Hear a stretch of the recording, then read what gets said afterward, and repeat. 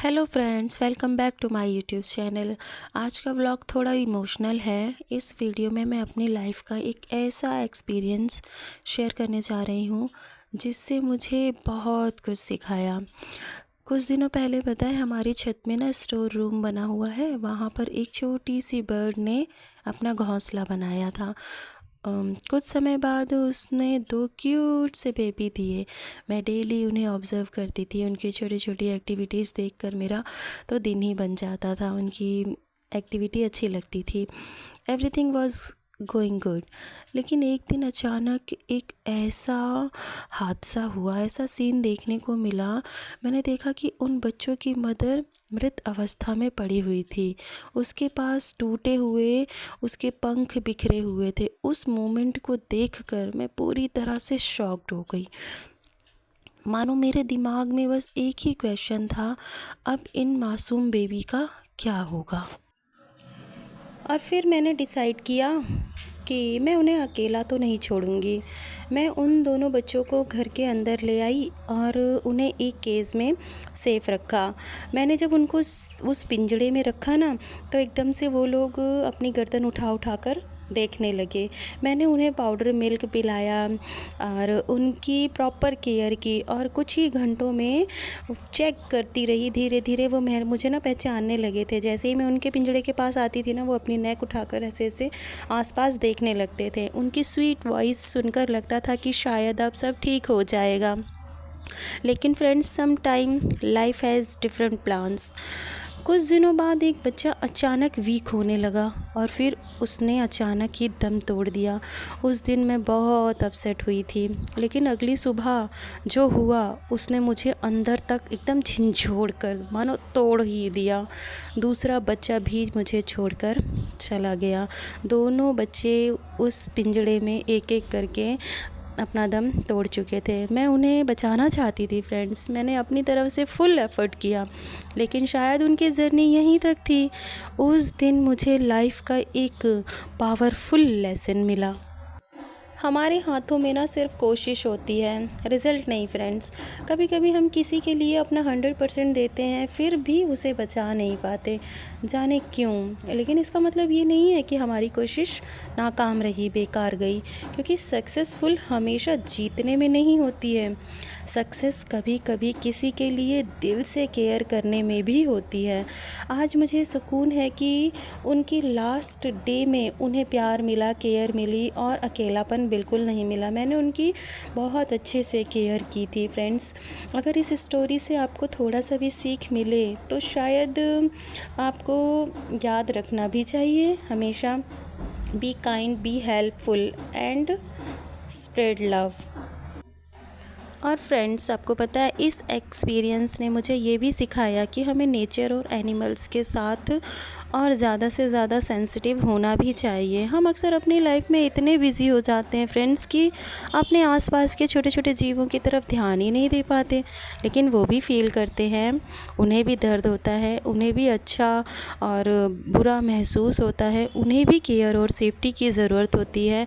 अगर उस दिन मैं उन्हें इग्नोर कर देती तो शायद मुझे आज इतना सुकून नहीं मिलता। और हाँ, मैं उन्हें बचा नहीं पाई, लेकिन मैंने उन्हें अकेला भी नहीं छोड़ा फ्रेंड्स।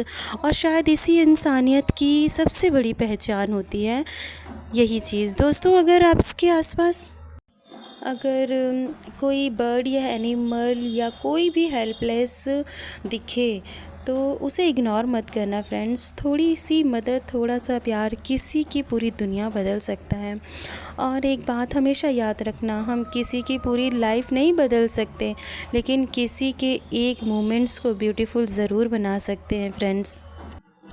और फ्रेंड्स, सच बताऊं, उस दिन के बाद मैं कई दिनों तक उस खाली पिंजड़े को और उन चिड़िया के बच्चों के घोंसले को देखती रही और अंदर ही अंदर एक बिल्कुल अपसेट सी हो रही थी, मायूस हो रही थी उनको देखकर। कभी कभी रोना भी आ जाता था। वो जगह जहाँ पहले चहचहाहट होती थी, आज बिल्कुल शांति थी। हर बार जब मैं वहाँ जाती थी तो मुझे उनकी याद आ जाती थी कि मैंने उन दिनों उन दोनों बच्चों की चिड़िया के बच्चों की कैसे केयर की।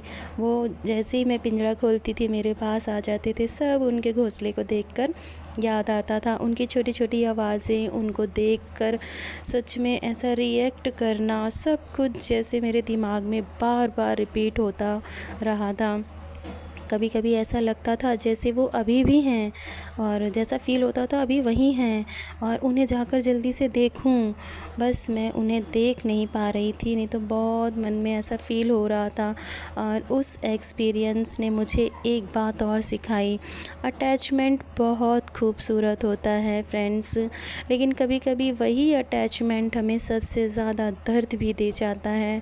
लेकिन इसका मतलब ये नहीं कि हम अटैच होना छोड़ दें, क्योंकि अगर हम अटैच नहीं होंगे तो हम फ़ील भी नहीं कर पाएंगे, और अगर हम फ़ील नहीं कर पाएंगे तो हम सच में इंसान ही नहीं बन पाएंगे।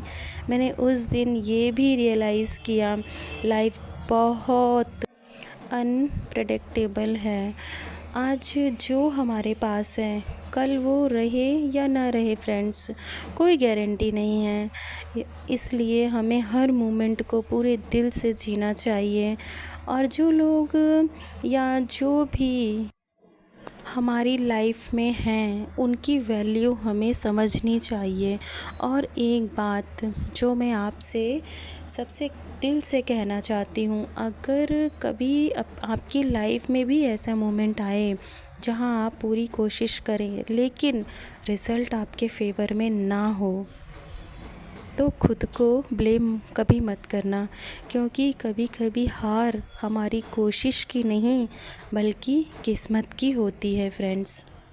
जैसे मेरे माइंड में बस इतना ही था कि काश मैं उन्हें थोड़ा और समय दे पाती, कुछ समय और होता मेरे पास उनको संभालने का, उनको बड़ा करने का। लेकिन फिर मैंने खुद को समझाया, शायद उनकी लाइफ छोटी थी लेकिन उसमें प्यार की कमी बिल्कुल भी नहीं थी फ्रेंड्स।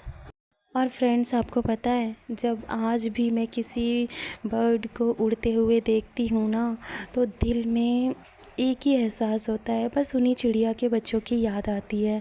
दिल से एक ही दुआ निकलती है, आप सेफ़ रहो, खुश रहो जहाँ भी हो। कभी कभी हम सोचते हैं हमारी छोटी छोटी कोशिश करने से क्या ही फ़र्क पड़ेगा, लेकिन फ्रेंड्स यकीन मानो, किसी के लिए वो छोटी सी कोशिश ही उसकी पूरी दुनिया हो सकती है। और फ्रेंड्स, जब ये दोनों बच्चे अपना दम तोड़ चुके थे ना, तो उस दिन उसके बाद मैं वहाँ कुछ क्या बहुत देर तक चुपचाप बैठी रही। मतलब समझ में ही नहीं आ रहा था, ना कुछ बोल पा रही थी, ना ही समझ पा रही थी कि आखिर ऐसा क्यों हुआ।